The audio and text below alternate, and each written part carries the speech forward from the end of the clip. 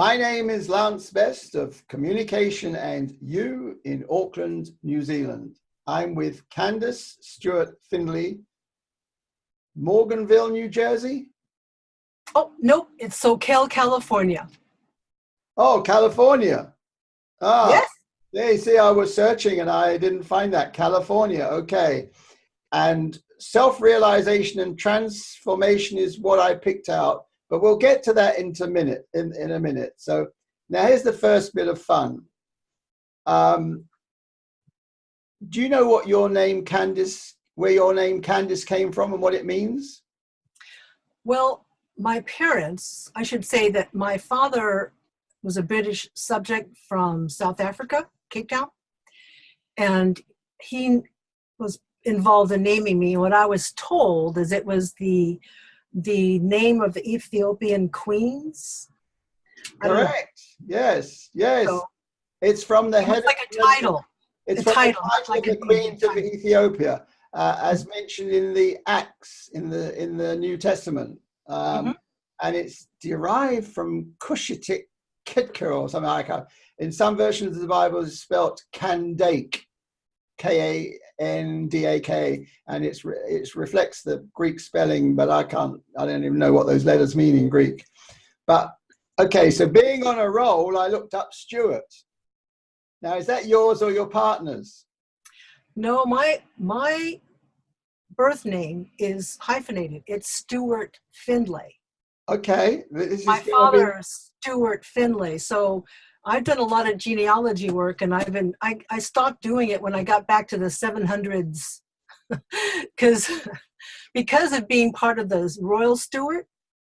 They on that side of the family, I could go back a long ways because they logged in the women, the wife, because they were royalty. You know, a lot of them from Normand and Spain, and I don't know if they called it Spain then, but anyway, Viking royalty. It's quite a mix. I got all that. It's recorded in the spellings of the Stuart with a W, Stuart with Steu, and then the Stuart, which is your name. Now, it's a famous Royal Scottish surname of pre-7th century Old English origins. Right, exactly. In ancient times, it was widely used in both England and Scotland as an occupational name for a senior official. So the name Findlay is a Gaelic baby name. Interesting. In Gaelic, the meaning of the name Findlay is small blonde soldier. You know what? One of my relatives from South Africa did a lot of the genealogy work, and he told me that Findlay also derives from the Viking for fair hero. So that would connect. Yeah. And so where's the other bit that I missed out there? Okay, Stuart, or Stew for short, is the name of a cocky bastard who has good reason to be cocky. I thought you'd like that. And so oh my God, that's awesome. I know.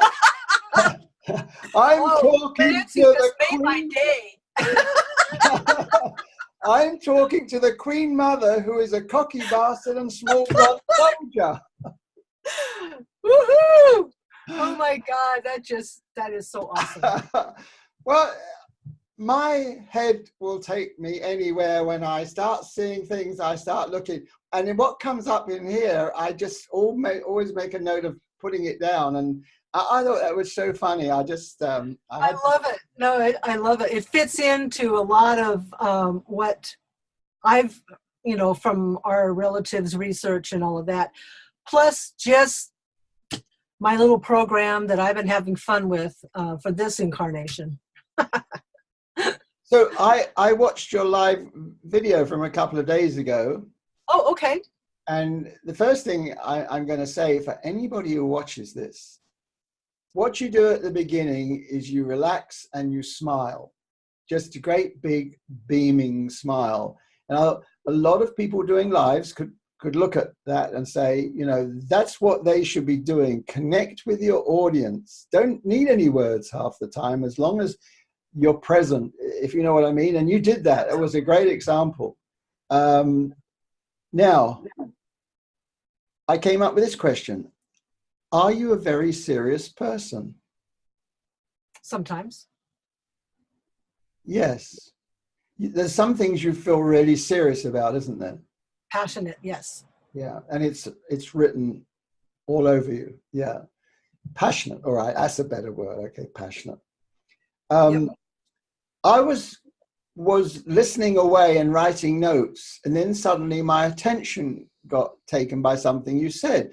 I was sort of surprised by what you said about choice, and you only just recognized it over the last couple of years. Right.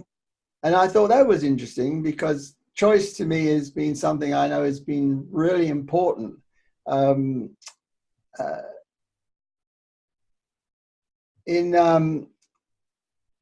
Like a dentist choose, conscious choice and let go and have fun. Okay. I made a choice at some time that to be conscious of letting go, actually choosing to let go. And I did it in places like the dentist. So when I went to the dentist, I chose to experience it as pleasure. It's a choice. And I noticed the difference that it makes when I do Absolutely. that. Mm-hmm. And I'm also training to visualize my golf ball and what I wanted to do.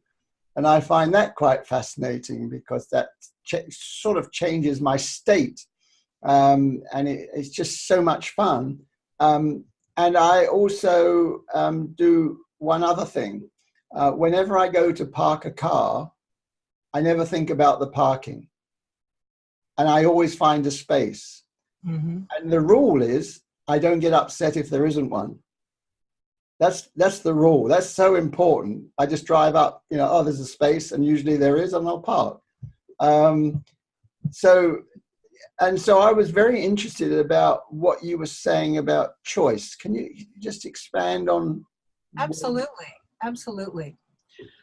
So through my studies of quantum physics and quantum biology, I became aware of the conscious and unconscious.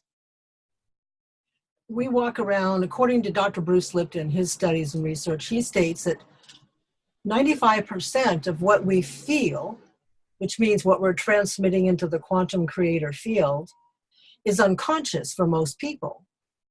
Mm-hmm. Therefore, this was my experience years ago, was I would do the positive affirmations, all of that, but I was not conscious of what I was feeling. Therefore, I was neutralizing the positive affirmation or diminishing their effect, because I was unconsciously visualizing failure, or the opposite of what I was doing the affirmation about. Yeah, I understand that. And that's something I think this is part of my, like I mentioned before, my quest to inform and empower others to understand what's really happening energetically. And when I say energy, and frequency, I'm talking feelings. Feelings and frequencies equate to the same thing. And so when we approach wanting to create change from our third dimension context, meaning all the five senses, sight, hearing, touch, taste, all that, it doesn't work, because changing our experience is directly related to what we'd say a sixth sense. It's feelings, which are frequencies. So my quest is to empower others with the knowledge of what's really going on, so that they then in turn can utilize that information to evolve and create in a whole different, more masterful way, with more accountability, because that's the key element, the accountability. So John Travolta and Tom Cruise, they're members of an organization. I can't think of the organization. Scientology. Now, Scientology have been using the frequency thing for as long as I know. They have this little box and they measure your, do you know what I mean? I'm sure I remember it from years ago.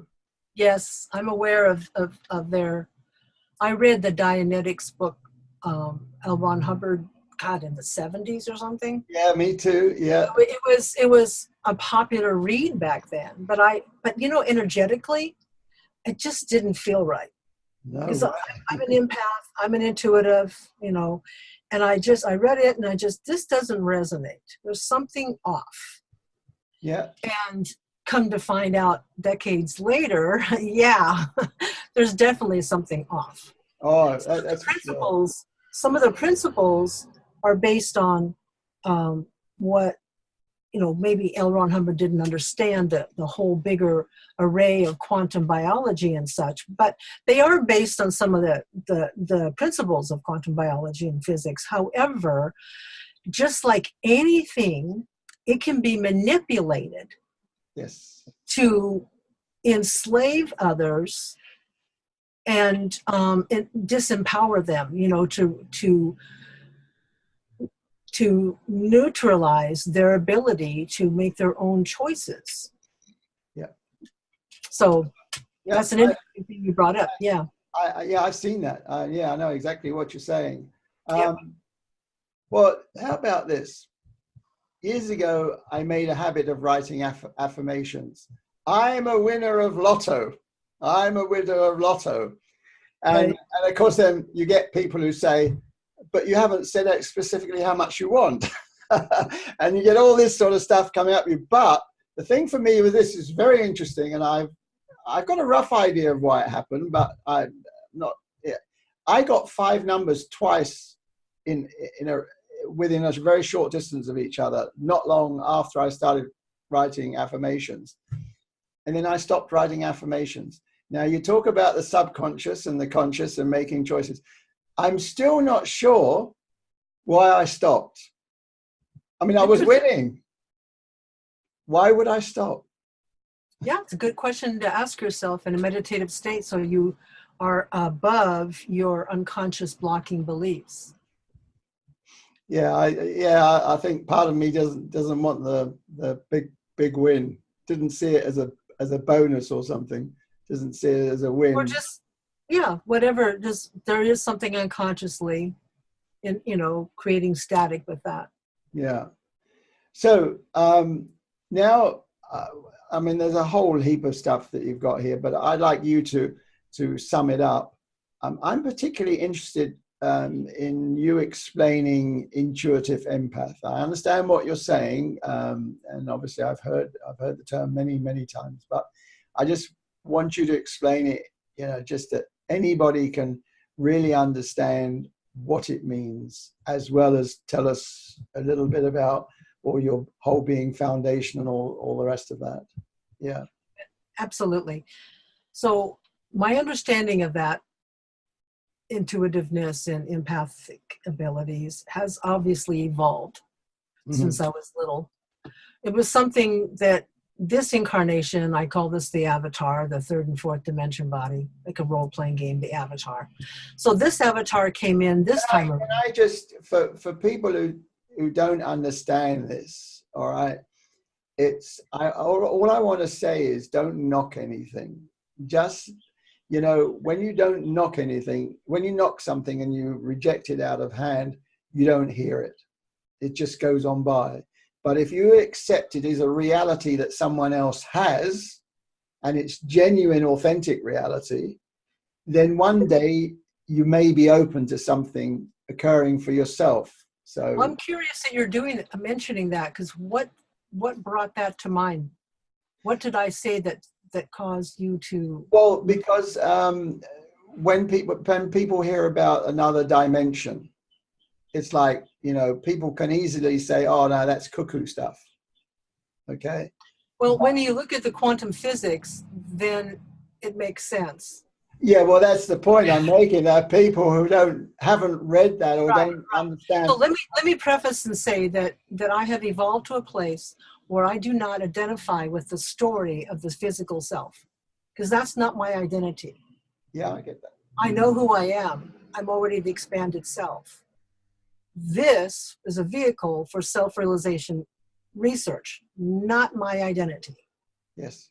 So stating that, in the beginning when I came into this world, in this incarnation. I already had an infinity built in for being aware of energy and frequencies. Mm-hmm. I wouldn't have known how to describe it back then. As a child, I just knew things that people were thinking without them saying anything. I didn't know that they weren't saying anything because I heard it in my head or I saw it in my consciousness. It would just be there. And so there was an intuitive, like clairaudient, clairvoyant. Those are the terms that are used. Have you ever heard the term quantum children, crystal children, indigo children? Yeah, I would just want to expand for people something about what you've just said. I used to be in a men's group years ago. I can't remember how many men there were. And we used to have it in each someone else's house each week. And one week I turned up at the house and I was the first one. And I said to the person, you know, everybody that comes in there, I'm going to tell you what they're going to say, word for word. And because I've been able to do this, I mean, I watch people and I listen to them. And so everybody that came in, I told him exactly what they're going to say before they actually came in the door. And I was 100% right. And he said, until people understand that, you see, even though I tell people, they don't understand that's what people can do. That's our capability is unlimited. And so it's part of what you're saying. Yeah, in the quantum world, the way that that's explained is that there's such a thing as a quantum rule called entanglement. Yes. Meaning that, and in metaphysics, we would refer to that as interconnectedness, or everything is everything. Mm-hmm. So entanglement means that all the frequency information is all interconnected with everything else. And because energy is non-local, then if we open to that level of communication, then we have it. Everybody has, I mean, the physical body is not really who we are. So because we're a quantum creation. And if you went into a body cell with a powerful microscope, and then you saw the molecule and the atom and the electron, and in the electron, it's primarily waves of energy. So that's communicating with everything else through entanglement. So when those of us who are allowing that tune in to happen, then yeah, it's natural. Anybody can do that. But however, that being said, there are many people who are experiencing their life experience in what I call a research life, meaning that they are cut off. Their program is not allowing an awareness beyond their human consciousness. It's that part is barriered, filtered. A lot of people would be, they'd be too scared to contemplate what you're talking about. Well, they're what I call catalytic contrast. They play a very important role in creating the perfect environment for those individuals who are doing release lives, meaning they're gathering experience. And then there's, for lack of a better term, in their program, there's a switch, what flips them from research mode to release mode. And when that happens, that individual begins asking those questions. Well, there must be something more to me than just this. What could that be? And then they begin to seek it in all different ways. But they're seeking to understand that there's something more to them. And then those who do not have that switch built in, they're going to maintain, like my father was that way. He was definitely a research life. He never saw himself as anything but just human and very small, and God, and quote unquote God, wouldn't really want to accept him for who he is because maybe he's not good enough, and that dialogue. Mm-hmm. And he was the perfect catalytic contrast for my research and release process. It was perfect. Mm-hmm. Fantastic. So anyway, I kind of sidebarred on that, but that's all right. It's all fascinating. Empowered Whole Being Foundation and so on. There's a whole list of stuff there. Tell us about. Well, let me finish about the empath part, because I started that. So when I was young, I had, there's a term, quantum children, indigo children, and there's more individuals are coming into the third dimension, being born, that are way more wired and connected for understanding and reading energy and frequencies, feelings. Empathic just means that you can feel what other people are feeling. Mm-hmm. That's empathic. And so as I evolved in that process and began to study quantum physics back in 2008, everything made so much more sense to me, because prior to that, it was confusing. I went to a mediumship training school back in the late 80s, just trying to make sense of everything. It was like being in a room with a bunch of TVs on and different channels all at once sometimes. And I just needed some help to sift through it and make sense of it. And it wasn't until I started studying quantum physics that I began to really get what was going on and how to manage frequency alignment, meaning manage what feelings I want to feel mostly consciously and unconsciously. I'm interested in that from a perspective that I sense things. I don't necessarily feel them. I think that's something that happened in my childhood, was cut off, but I sense it. Does that make sense? Yes, it does. It means that you're feeling it outside of the physical body. But in other words, the way I would state that is that you are feeling it, but the sensation in the physical body has been numbed or disassociated with, but you're still feeling it. Because it's a feeling, it's a frequency. Yeah. And everything that we sense, that's the sixth sense. It's not the five senses. That means it's a frequency, it's a feeling. So yes. I mean, I get it pretty strong. I mean, the second I see someone or meet someone, it's like I scare some people because it's like they think I'm looking right through them, and of course I don't want that. Part of my fight in life is not to have that happen, but I've had to sort of accept it now and just own who I am, if that makes any sense. Yeah. Because we already are those frequencies. It's just how in our third dimension human consciousness, there's a program. I call it a program. Mm-hmm. And until someone begins to have that switch flipped and begin to question, is this all I am? Is this all there is to me? Feels like something more. When that happens, then they begin to see that perhaps that program that they up until that point thought was who they are, maybe really isn't who they really are, the soul sum of who they are, that there's more going on. And then that begins to free that individual from the confines and the limitations of perceiving themselves as just that program, that story. Have you seen my website at all? I did go on there, yes, but I didn't read everything. So tell me.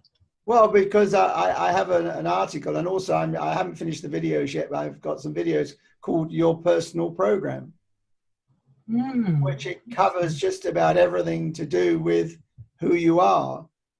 And of course, it also points out the fact that it's completely unlimited. You just don't have the brain power or capacity to actually appreciate how powerful you are, anybody.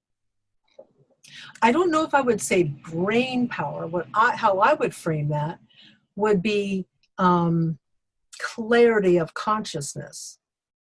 Because the program filters what our human consciousness can perceive, like you mentioned earlier. Yeah. It's a very real thing. I've worked with people, and you can see when they glaze over. And it's because the fear begins to amp up. And the reason why that happens, and they're not conscious of it, but the reason why that happens is because that individual usually hasn't taken full accountability for what they create. That's very powerful. Taking full ownership of everything. You see that thing there? That's Yes. 4 terabytes of data. All right. Wow. Now the brain capacity gets into what they call petabytes. And your brain's capability is millions of petabytes. It's very difficult to conceptualize what that is. I mean, that's huge. So from what I understand is unless we learn how to cope with the information that's coming in, if we don't have those filters, we'd be dead. We'd be scrambled completely. Well, it takes a lot of reformatting of one's energetic field. In other words, a lot of clearing what I call the blocking belief modules, which are the fear-based frequencies. This is that deeper core issue work that I do. Yeah. It takes quite a bit of processing and releasing that to get to a point where it doesn't interfere with the consciousness still in human form, to be able to take in and experience those expansive infinity experiences and not be overwhelmed by them. Because I'm at a place now where it's much more comfortable, whereas even a year ago it wasn't. And before that, even less, you know. There's also, in terms of what the mind does, is it ignores or bypasses the unnecessary. I mean, when I run my workshops, I show this, I give an example so they can actually experience how the brain is working. So in those situations, it's not fear. It's that the brain it ignores stuff that it doesn't even need to know about. Actually, I'll counter that, and I'll explain, and I'll share with you what's happening on a quantum biological level. So the heart's the primary transmitter of electromagnetic frequencies. It has 40 million neurons. It's also the switch for the autonomic system.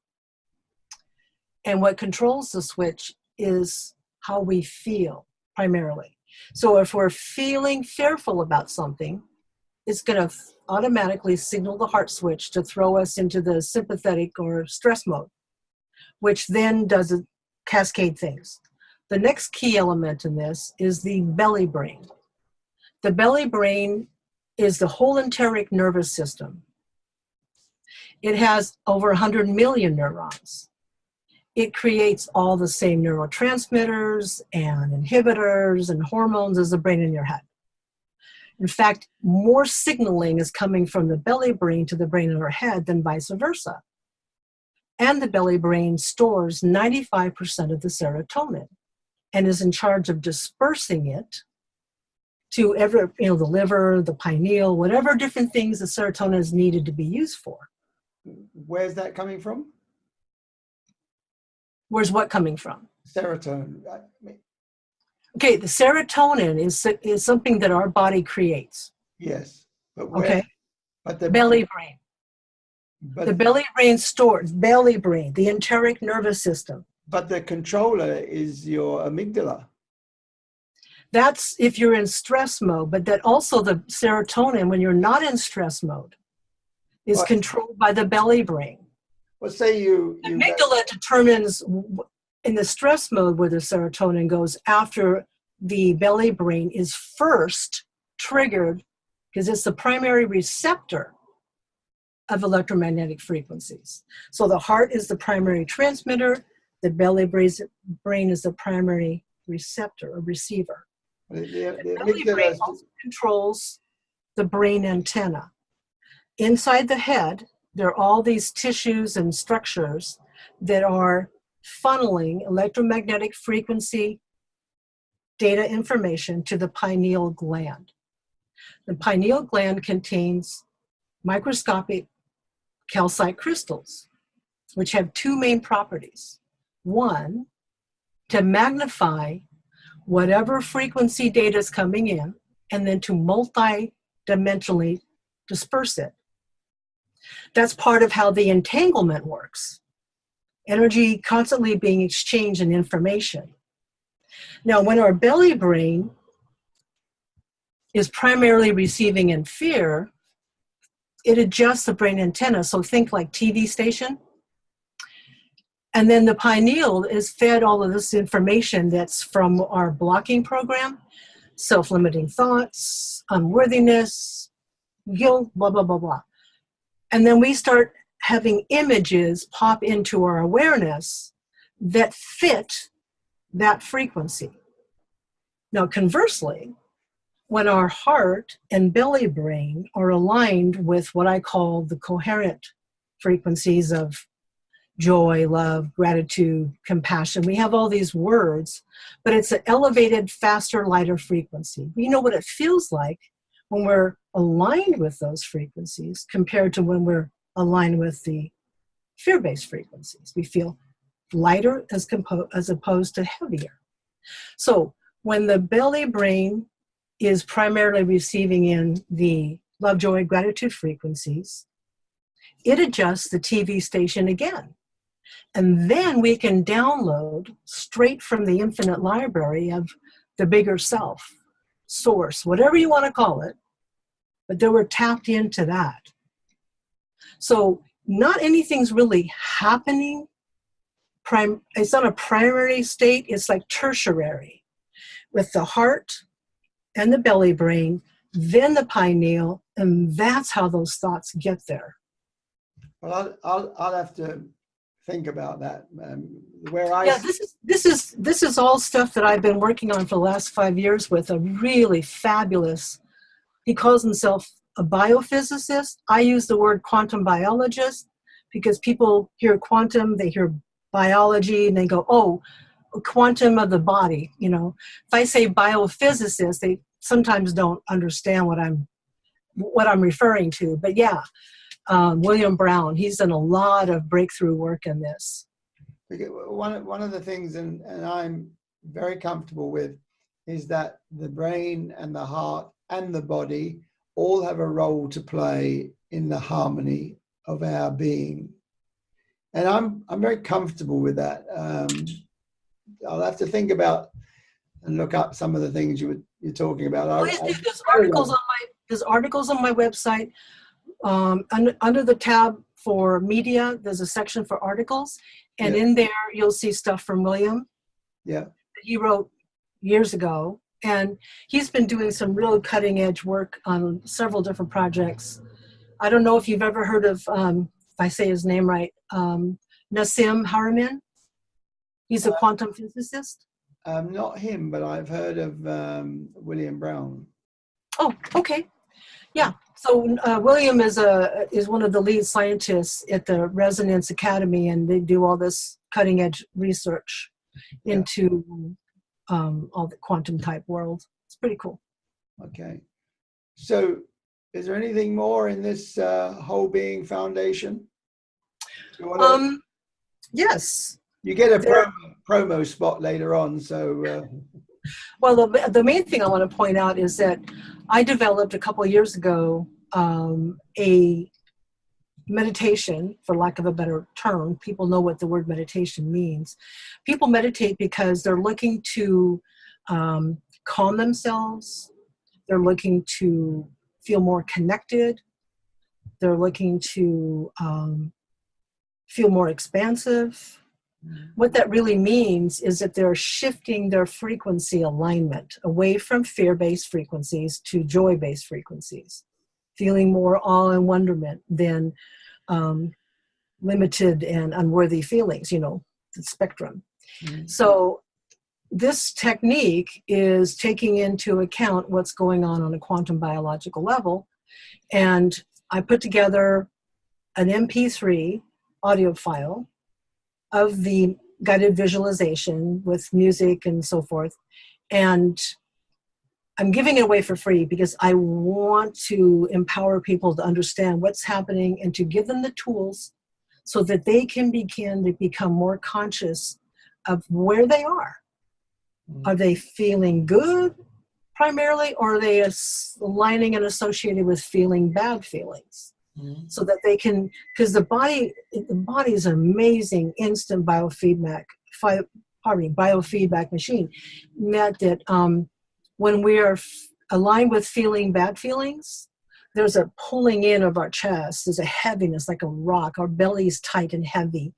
And conversely, when we are aligning with the feeling good feelings, there's sort of an openness, and we want to put our shoulders back, and our tummy is soft and relaxed, and all those other things like that. So we can tell right away, once we've gone back and forth and seen what it feels like, then it's really easy to know, where am I primarily aligning my feelings? And if I'm thinking good thoughts, but I'm feeling tight in my chest, then I know that unconsciously there's something going on, that I better take a look at that and shift myself back. So that's there just for free. Just download it, have at it. I feel like saying at this point, for anybody watching, notice that Candace never runs away from my questions, she knows her ground and her footing. And for anybody watching that runs away or gets annoyed or defends or whatever when they're having a conversation, just watch this, because I can be quite challenging, but you don't do that, and it's so much better, so much fun. I mean, because we don't have to necessarily agree with each other 100%, but we can hear each other, and to me, that's really, it's good moments. Yes. Well, yeah, this is why I'm all about the science, because once a person is ready to learn the science behind what is going on, then they can do with it what they choose. And I certainly recognize that I've been on an unfolding journey. I didn't have this clarity a year ago, even. I didn't have this clarity even 6 months ago, because I'm constantly bringing stuff up from the unconscious. I call them the modules, working through them and then releasing them, so that there's more and more direct contact with the expanded self. So everybody's on a different point, and what makes sense in that moment may not have made sense to them a year before, and may not make sense to them a year later, because they'll be in a new place. So everybody's on their own journey. Yeah, that's for sure. Now, completely off track now. Why do you use Facebook? I love Facebook. I think it's fun. I enjoy it. So why do you use it? Let me put it this way. I used to resonate more in the unconscious belief of lack. And in 2015, the January 2015, I made a decision to deep dive into the unconscious, to really understand what was going on in there, that I kept self-sabotaging. I kept, like with you and your lottery ticket thing. What was going on? And it was quite a journey. It wasn't until the second quarter of this year that things started to fall back into place. I started to come out the other side. And prior to that, my alignment of my feelings were very similar to a lot of people on Facebook in the different groups we belong to. It's like, it's a lack kind of consciousness where I have to make, my physical self has to make things happen. And now that since I've shifted, now I'm experiencing different people on Facebook, because I'm not aligning with that anymore. So I'm noticing, and now I'm connecting with people that are beginning to feel the bigger creation process, that it's not in the third dimension. We don't create in the third dimension. Whatever we make here is after we've already transmitted what we're feeling into the quantum creator field. And then things are so beautifully orchestrated to come together to create that. Whether it's a good thing or a bad thing, you know, whether you're being cut off in traffic or people are waving you, you know, through, like, go ahead of me. We're creating it first. So I do enjoy Facebook. I think it's a great way to network and stay connected. And because of my empathic intuitive capabilities, I can see a person and then right away I can feel what is going on for them. And that helps me to interact in a way that's respectful of where they are. So I looked on your profile for your location, but you have nothing about it. I mean, there's very little in your profile on Facebook. I just wondered, why is that? Well, for a long time, I was being incognito. All right. Okay. And I tell you why, Lance, because prior to the last 6 months, before I've evolved to the point right now, I was so much more affected by other people's frequencies. So if they saw me or felt me or visualized me, I would feel them. And it would be confusing. I didn't know for sure if it was me or what. You're talking about boundaries? Yeah. Energetic boundaries. Yes. Yeah. This is why I don't, I stopped using dating sites or things like that. I don't know, 8 years ago. It's been a long time.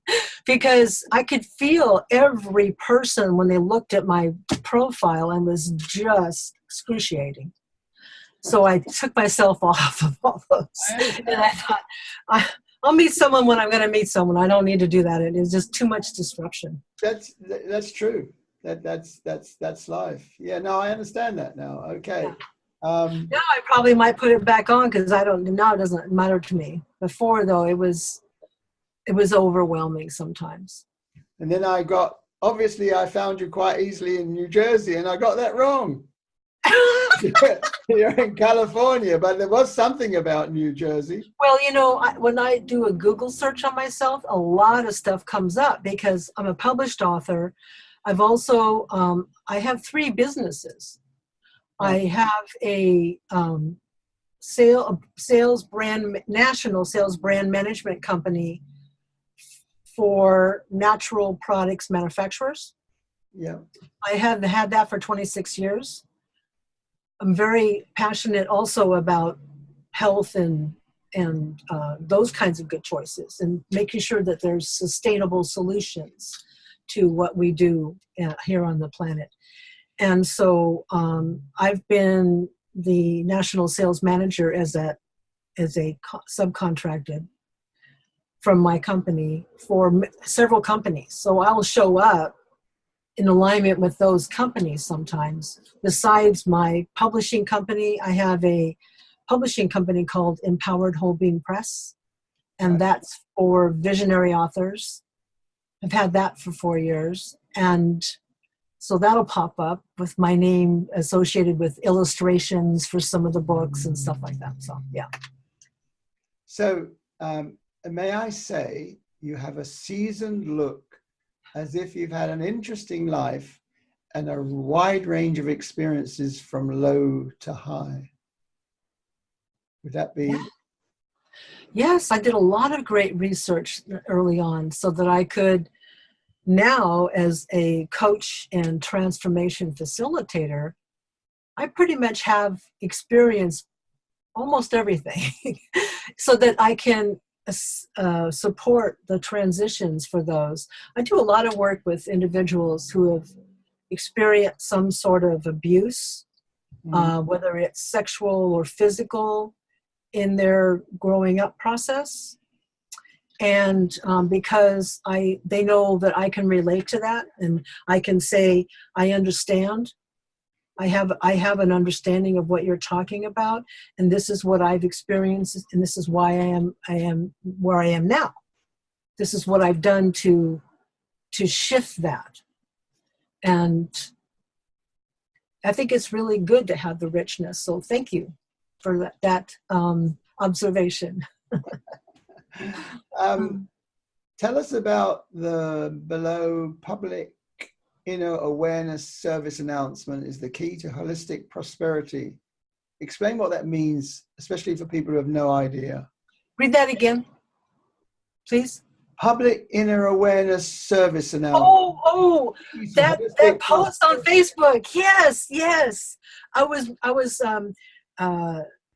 making like a joke about an alert public service announcement about inner awareness, and then the meme or the image had all that information on there.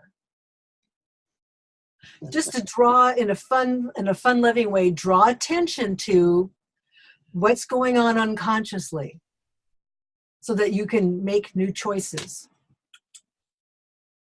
I don't know why I wrote this, but I've known for years what you resist persists. In fact, when I can't remember something, I completely let go and forget about it. Amazingly, what I'm looking for appears really quickly. Absolutely. I agree 100%. I don't know why I wrote that. It was probably something from that video, I think, that I was watching. Or it could have been I think there was another meme that I had posted or shared that had something on there like that. Okay, so I did pick that up there. Because I found this an interesting description. You have to go, I found this an interesting description. You have to go within and emit a new signal with your thoughts. Now, people might not wonder what that means. Can you explain so people can understand? You have to go within and emit a new signal with your thoughts. Yes, I'll explain that. And I'll explain it a little differently because its thoughts are tertiary. Again, they're after the effect of the feelings. Thoughts give you a clue as to what feelings you're aligned with primarily, like what you're resonating. If the thoughts are popping in and they're not really happy, good thoughts, they're more self-diminishing and undermining, then I know I'm aligned with the feeling bad frequencies, of the fear-based frequencies of unworthiness and judgment, blah, blah, blah. So that is just data. It's giving a person an opportunity to be aware of what's going on unconsciously.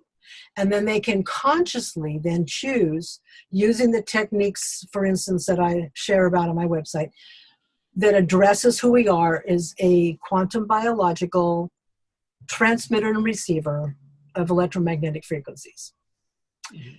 Because it's transmission first. So feelings are transmitted first, and then we create from that. We're signaling the quantum field. This is how I feel. And the quantum field says, aye, aye, Captain, I'll create more of that for you. Thank you so much. Now, that's why when we think we're on a happy thought, but yet we keep creating roadblocks and unpleasant experiences, that's showing the dichotomy between what we think we're thinking and what we're primarily feeling. So it's not thoughts, it's feelings, to pay attention to feelings. And again, our body will let us know if we're feeling tight in the chest and in the belly, then we know we're primarily aligning and associating and resonating with those bad feelings. And they're going to create more of the same. Does that clarify a little bit? Yeah. That all makes sense. I don't know what. I'll just write what I've written. I want to continue this because I know from experience that there are many dimensions. You say the relationship you have with others are a reflection of the vibration you offer. Now, okay. Then that's something, yeah.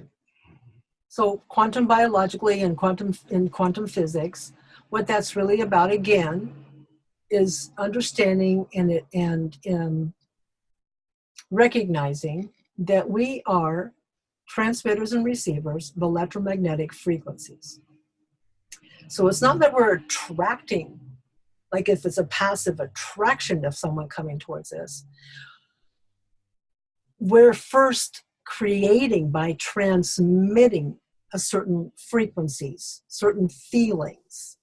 Mm-hmm. And then, because in quantum physics, whatever you focus upon expands, basic rule. Mm-hmm.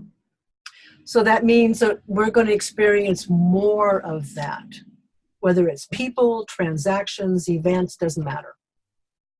If you get beyond the trappings of the physical world costumes of people and faces and events, and just look at the feelings that are invoked from those experiences, that'll tell you exactly what's being transmitted unconsciously.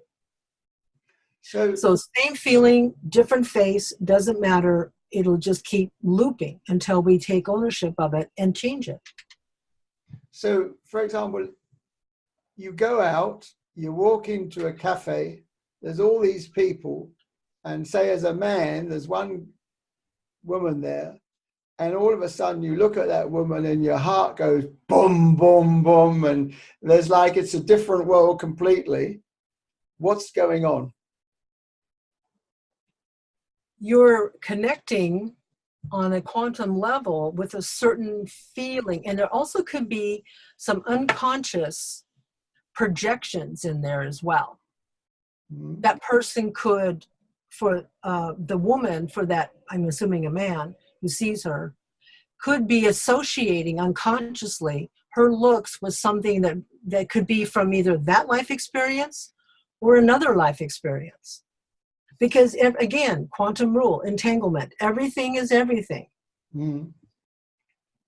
There are people that I resonate with because I know we've been circulating in similar loops and multiple life experiences for a long time. And we have similar journeys. There's a lot of things that can cause that. But yeah, it's energy. So does that answer the question? Yeah, it does. It does. And so I'm just trying to expand on what you were saying before. So, if you meet someone and it's fantastic, it's out of this world, and it goes on for so long, maybe one day, 1 week, 1 month, 5 years, 10 years, but suddenly it all changes. What's going on? Because I'm guessing this happens to a lot of people. They get this wonderful connection, it's beautiful, and then you go deeper or whatever, things happen, who knows what happens. But it seems traditional that we all end up falling out. You can even take it into wars and battles in countries and things like that. We just start. Yeah, I just wonder. That's like being in research. You know, you're that's the unconscious driving the connection, because there is this unconscious blocking belief for that it has to be fulfillment and wholeness only can happen from an external force. Mm-hmm. And have you heard of the Celestine Prophecy, that book? I've read them all. You name it, yes. I've read them.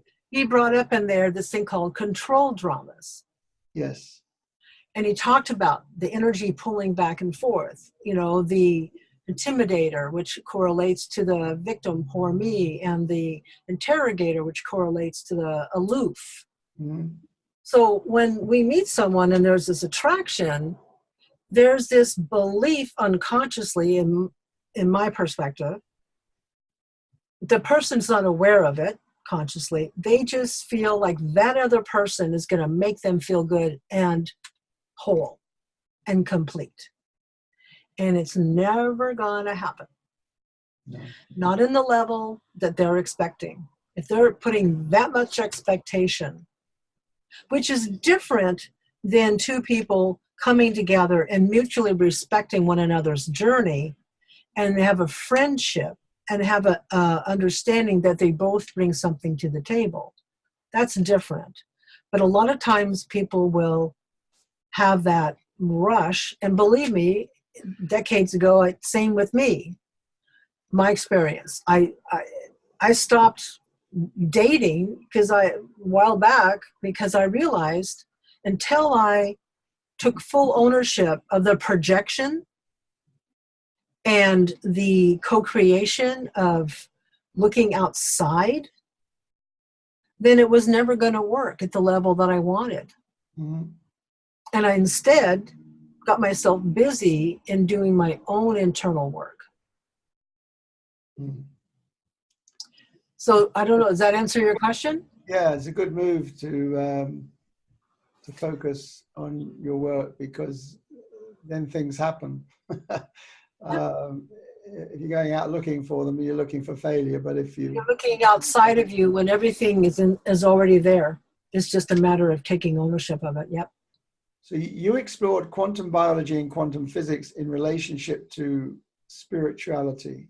Tell us about that.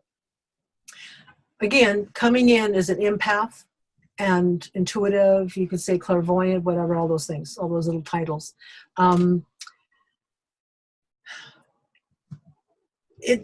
So much didn't make sense. And I just had this driving, built into my program for my avatar, was this driving desire to understand, how do things work? How does it all work? Mm-hmm. I wasn't comfortable with just stop feeling that way. Well, yeah.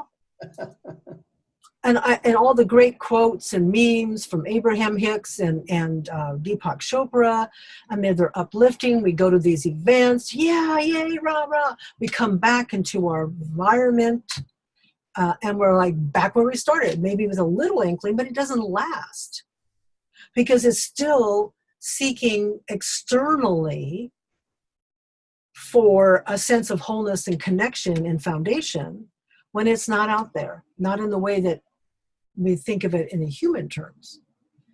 So then, as a metaphysical, spiritual-based person, I began to study first. I studied the Heart Math Institute work, their research about the heart chakra and the heart, not just the chakra, energetic, but the heart itself. And as I was practicing that, interestingly enough, the voices in the head became so loud, the negative chatter, it was almost excruciating. Mm-hmm. And then during a meditation where I was practicing feeling good feelings, love, joy, gratitude in the heart, and was able to expand, because I always ask the question, show me what's next, download what's next so I understand it. I had this whole huge breakthrough vision, download, whatever you want to call it, where I was shown heart number 1, belly brain number 2, pineal number 3, in that order. Mm-hmm. And then I just as if I was ravenous, started doing all this research and reading all of this scientific data and research from others on the belly brain. And it's still under researched. And William and I have been talking about it, and he's doing a little more work with it now, because he didn't realize the connection before. And when I added that to the equation, heart, belly, brain, pineal, then when I did go into that altered state, the clarity of understanding was so much deeper and like an embodiment, as opposed to being an intellectual concept. And that just kept leading me to the next place. So William, it's great working with him, because he comes from the science space and he's spiritual.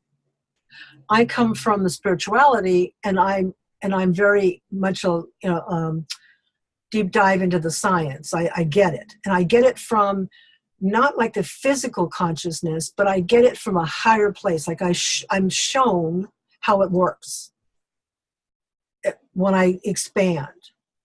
And so the two of us, it's two sides of the same coin. That's what the whole point is to show that this is not separate, just like everything else is not the illusion of separation, there's no duality, is unifying everything.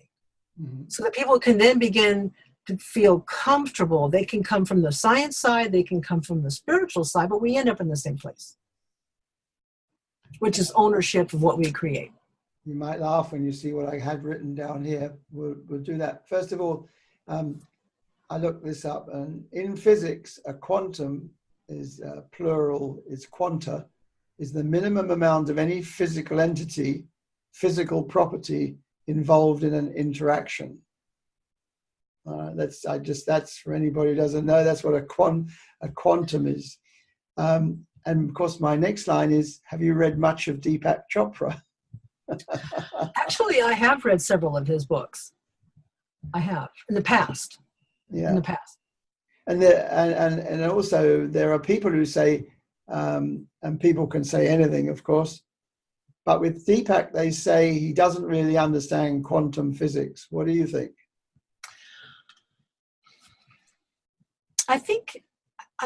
Here's what I think about that. Without incorporating the belly brain into the equation and managing the electromagnetic frequency flow, what's coming in, it's difficult at best to get clarity on a lot of these bigger, expansive concepts.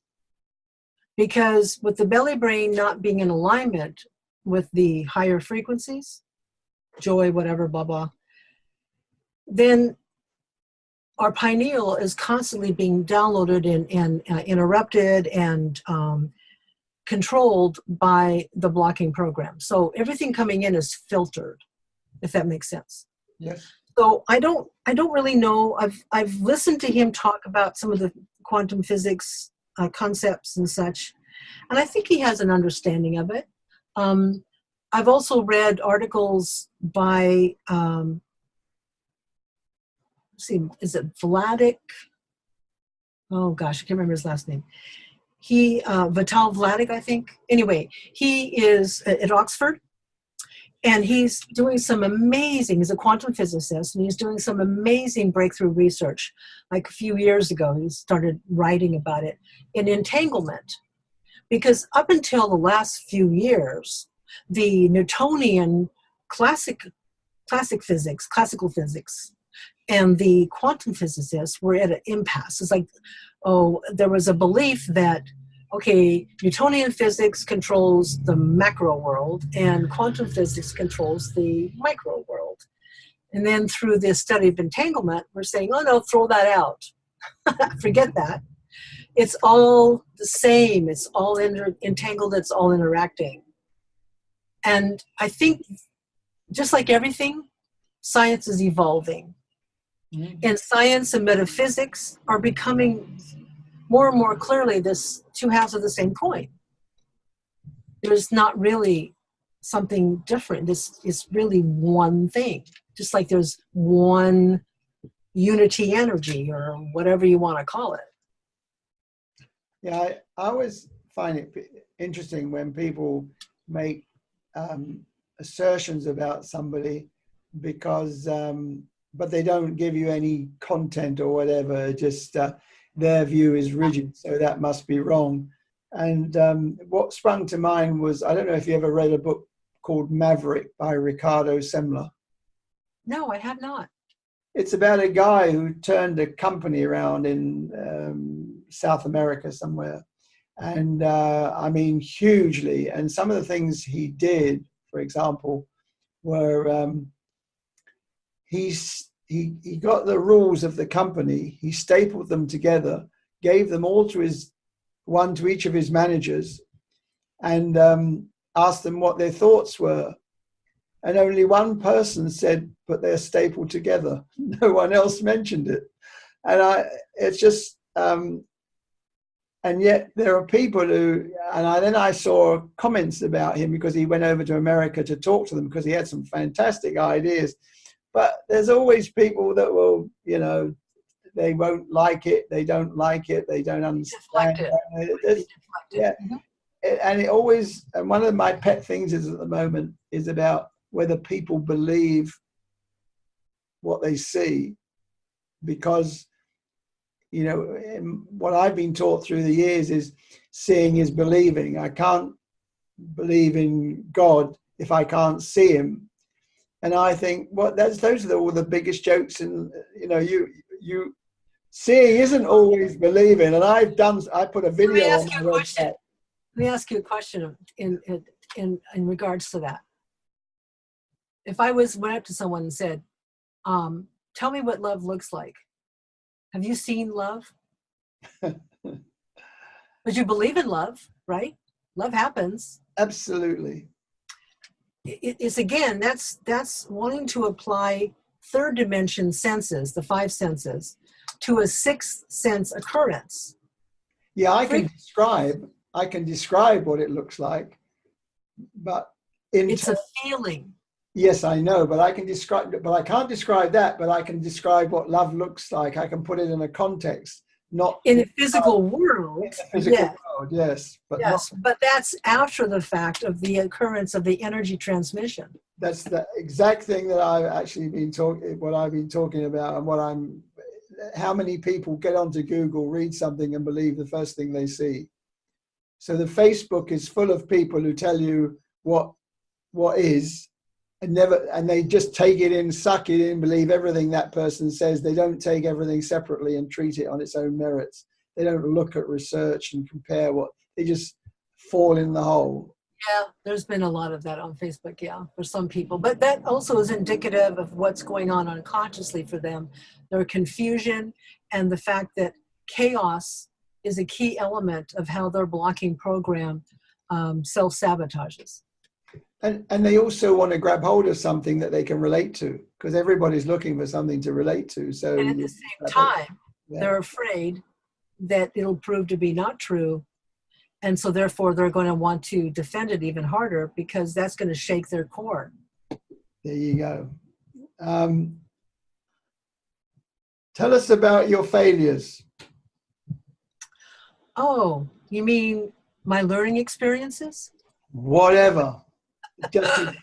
I thought about it when I wrote it down. I thought, no, just leave it like that. You get what you get. Because I don't know if you're aware about when most research today I see, or say surveys that are sent me, have leading questions. They ignore some facets, some possibilities, and their questions are leading because they want to sort of like move you somewhere. They want to direct it in a certain way, yeah. And I don't want to do that with you. I just want it to be an open question. You'll take it wherever you want to take it. I absolutely will. So, gosh, I've had tons of great learning experiences, because when my avatar was in research mode, there was all kinds of loops and patterns and things that were reoccurring over and over again. Sort of like this video I saw. It was a nature show in Africa, years ago. And there was this monkey that was foraging, picking up rocks and looking for bugs and whatever. He picks up this rock, and there's a snake underneath the rock. He falls back and faints and drops the rock back on the snake. Comes awake a little bit later, looks around, oh, a rock. Oh, pulls it back up again, looks underneath there for bugs, sees the snake, drops it and faints again. Did that like 3 or 4 times before the monkey finally realized, maybe that rock is not the rock I want to pick up. So there's been many, many opportunities for research. And every time, because I ask this question all the time, ever since I can remember, show me what's next. What's the next piece of information, the next puzzle piece to fit in so I can get a bigger picture of what's really happening? And that one leads to the next and the next and the next. And it comes from everywhere. When I first really opened back up to the sixth sense awareness level, put it that way, because I had shut down around the age of 19 until I was about 37. I tried so hard not to feel anything because it was just so overwhelming. And when I came back awake again, in that sense, I was desperately seeking guidance on the outside, external, And so when I meditated, I asked for clarity. I said, who should I go to? Is there a master or a guru or somebody, And I got really clear. No, there's not a person. There may be one paragraph in a book that speaks to you in that moment when you need it. There may be something that someone says that will guide you to the next place. But this is your journey to own everything and not expect it to come and riding in on a white horse from the outside. It's not going to happen. And so I took that at face value and have each step of the way, because I don't see such a thing as a failure. I just see exploration. Okay. What we do with it determines where we go next. Okay, so I watch a fair few lives. Well, that's not true. I've often switched off after maybe 1 minute because they just haven't got my attention. Mm-hmm. And I see a lot of traits and habits that people make mistakes all the time, that they could do it better in many ways, or their written communication. I'm just happen to be one of these people who picks up the minutest little, I mean, sometimes I hate it, but the minute something sticks out, it's there, and I want to share that to help the person, not to put them down, but people tend to be put down. So anybody that comes to me with their communication, sometimes I can usually find stuff on most communication, but there are times I can't. And there are times that I won't say what it is because I know at some level that isn't going to work. It's just going to upset somebody. And I make those distinctions. So for me, that's part of a bit of a failure, because I haven't found a way to impart that information, because I know it won't work. So I'm always working on these things. And I know, I accept sometimes, maybe some of the things I might say may be wrong. I don't know. But so maybe sometimes there's failures there.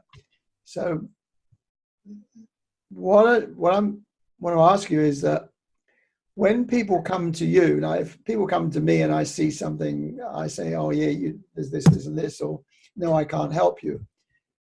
You're going to get that sort of scenario with what you do. What is the main failure in that scenario? Because we can't fix everybody. We can't move everybody forward. We can't help everybody. We can only do what we can do, because the onuses are often on the person themselves. What do you find? Well, your last statement is actually the pivotal statement, the onus. I would say that the ownership, I only work with people who are ready, willing to accept the possibility that they are more than their physical self, number one. Mm-hmm. And number two, are willing to accept the accountability and take ownership of what they're experiencing as a creation of what they're first feeling. Right. That's my two caveats. Yeah. And when those two are met, those two thresholds are met, then I'll work with that person, because they're ready to really create lasting change and evolution. Can't do it without those two things first. And so how do you extract that? How do you extract that to ensure that that is in place? Would you reframe that question in another way? Yeah, I will if I can. How do you gauge whether those two conditions exist? Oh my goodness. Well, first of all, you can feel it. I can feel it. Okay. But second is that I ask them. I don't leave it up to any question. If we talk about those things. Right. If they're going to take ownership, then yes. And then when there's something that I notice that that is driven from their unconscious blocking program, and I know that they want to understand, because you can't see it for yourself sometimes. Yes. I'll say phrases like this. I would encourage you to step back and do blah, blah, blah.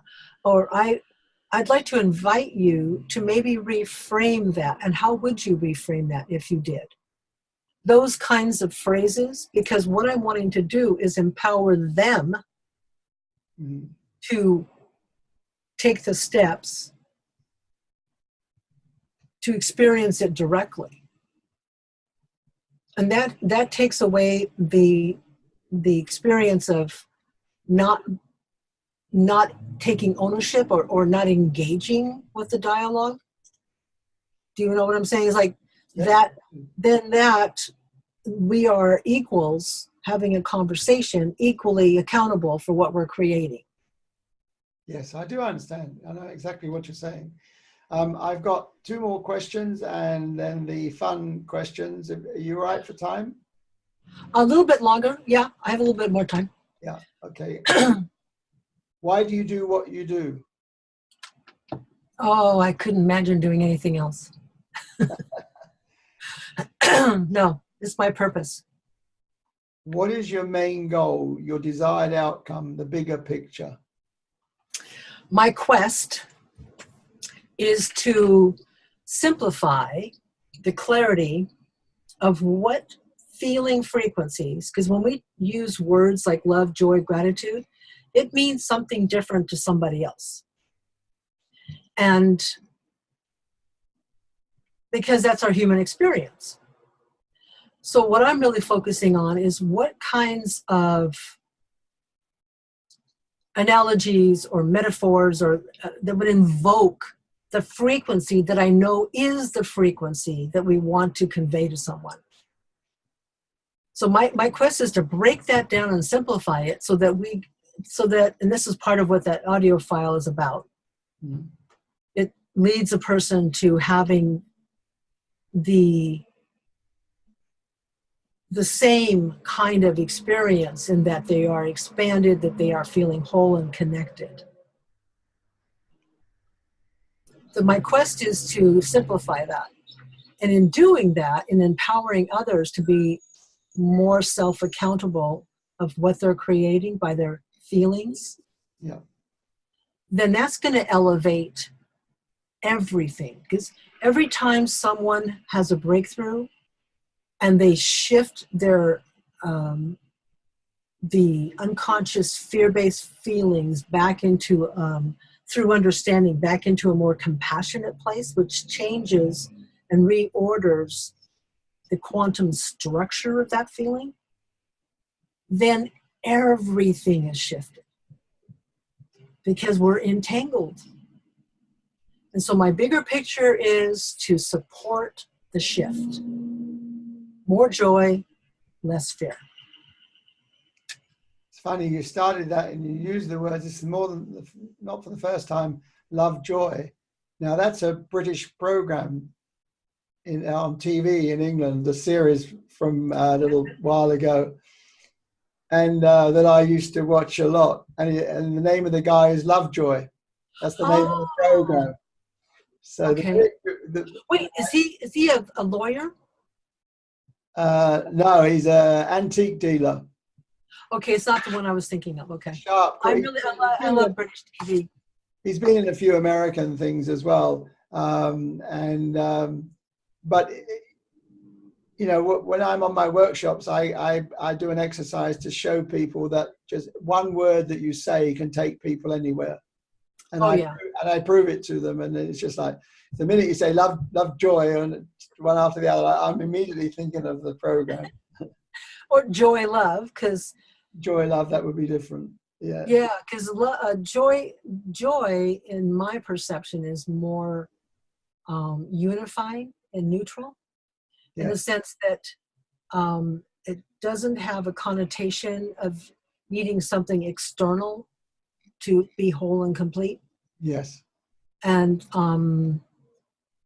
But I found in my work that there are many people that don't know what it feels like to feel joyful. They can't relate to that word. So I sometimes, when I sense that, I'll use the words awe or wonderment, that feeling of elation like a child, like, oh my God, how cool is this? There's, being flexible so that you can approach it for that person as they need it from whatever direction that's going to help them feel the resonance of a specific frequency. Yeah, gee, that's scary, thinking that some people can't appreciate or connect with the joyful. That's just, wow, that's just a basic. For some, it's not. Yeah. For some, it's not.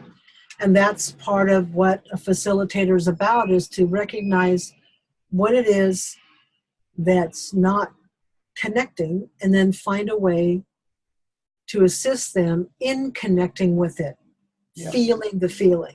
Absolutely. Okay, any number between 1 and 245. 126. This works, we get there quickly.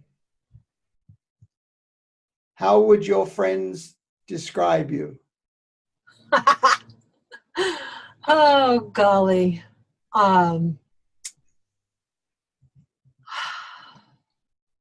Passionate, serious sometimes, fun-loving, intense sometimes. I've been readjusting that because I have such expansive energy that if I really focus on someone, it can be overwhelming for them. So I've learned to monitor that in a more non-evasive way. So they see who you are. They see who they think I am. Yes, yes. And that's something that's constantly changing, because if you ask someone who's known me for decades who I am, and someone who's known me in the last couple of years, they would have different responses entirely, because that person that I've known for 40 years is still seeing me through their filters.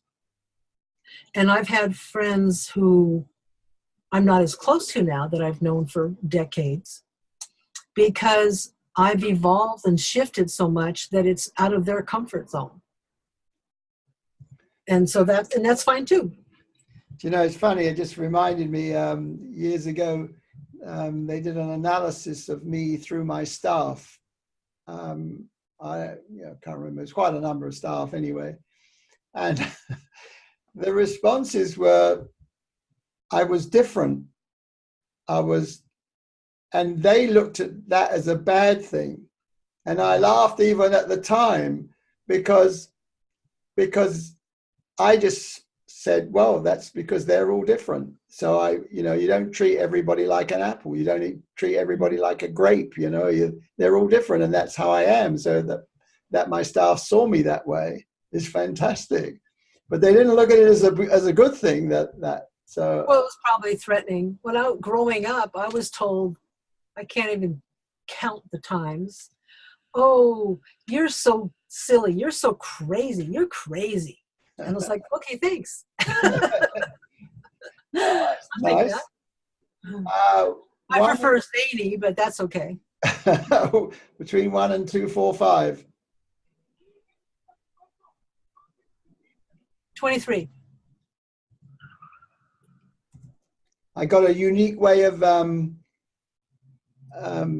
being able to shuffle these, so if anybody's watching, they can't pick the same question because they like it.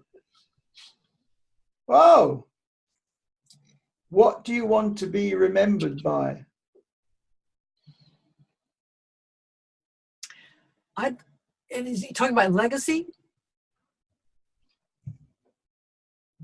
Whatever you. I would like to be remembered by whoever remembers me, that when they think of me, they feel better about themselves. Oh, that's right. So on your headstone, what would it say? I won't have a headstone. Okay, Okay, good answer. I'll either be planted under a tree or scattered out in the ocean. I don't know which. All right, so a 1 to 2:45. 66.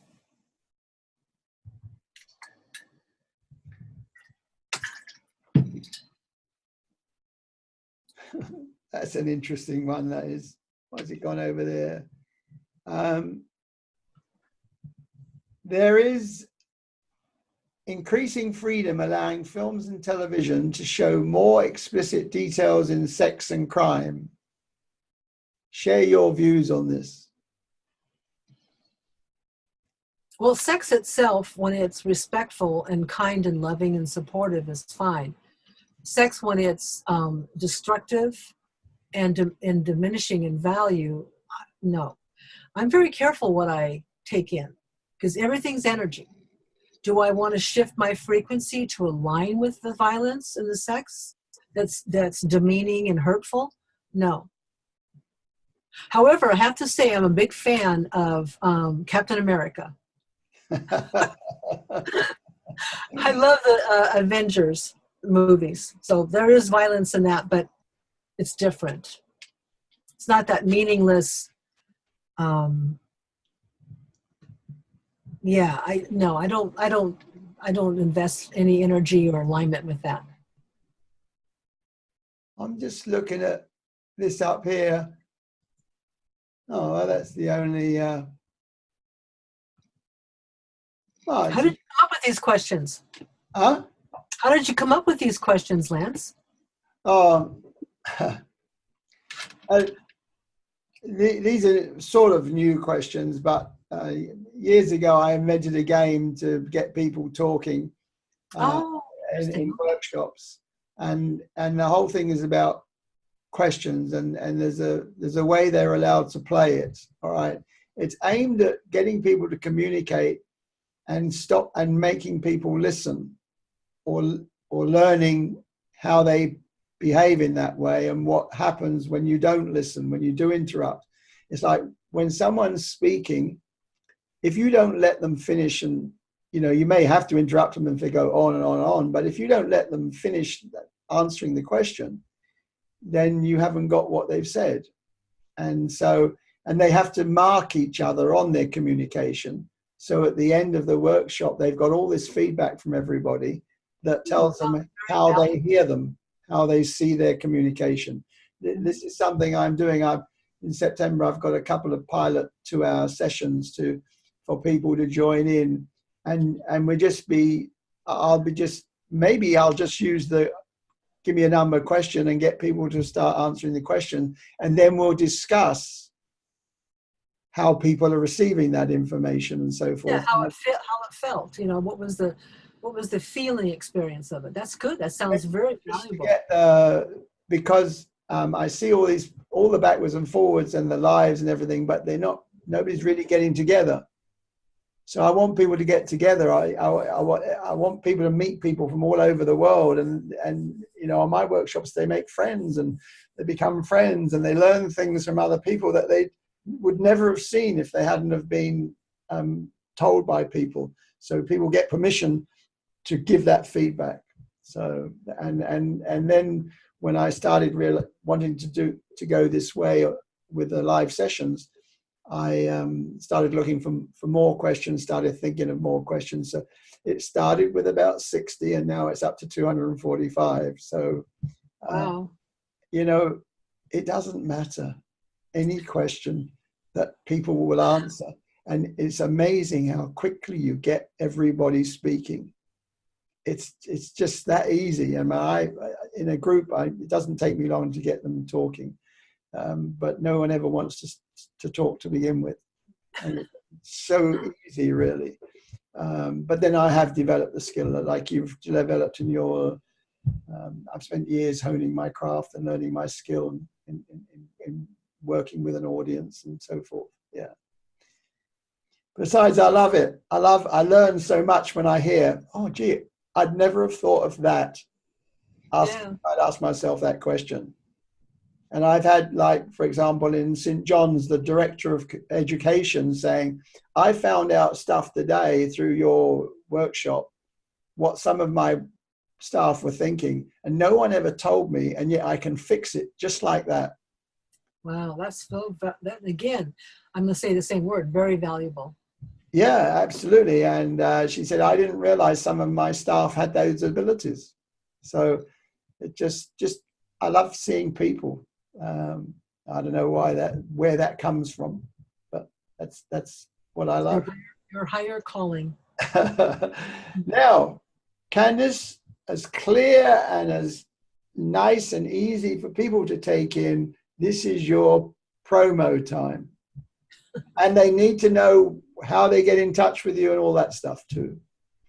Best way for getting in touch with me would be through empoweredwholebeing.com, my website. There's a contact tab there. It's easy to do. And when you're there, look around, hang out for a while. There's all kinds of articles and videos and just all kinds of information to support reframing the context of who you are. And lots of tools, and would encourage people to pick up that free MP3 for the guided visualization for shifting their frequency. And that's basically it. You know, if they resonate with that, then they're going to be drawn to it. And who should be coming to you?